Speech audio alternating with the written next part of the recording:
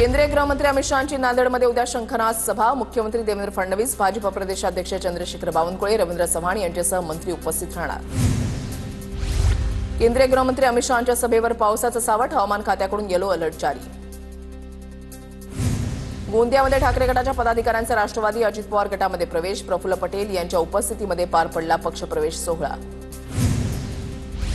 राजधानी दिल्लीमध्ये जोरदार पाऊस, अनेक रस्ते जलमय, वाहतुकीचा वेग मंदावला तर सखल भागांमध्ये पाणी साचलं। सिंधुदुर्ग जिल्ह्यामध्ये पावसाचा कहर सुरू असल्यानं मासेमारी बंद, मच्छीमारी नौका आणल्या किनाऱ्यावर। साताऱ्यामधल्या कोयना धरण पाणलोट क्षेत्रामध्ये मान्सूनपूर्व पावसाची संततधार, पावसानं ओझरडे धबधबा वाहू लागला। नाशिकच्या येवल्यामध्ये मुसळधार पाऊस, पावसानं उन्हाळी मका पिकांचं नुकसान।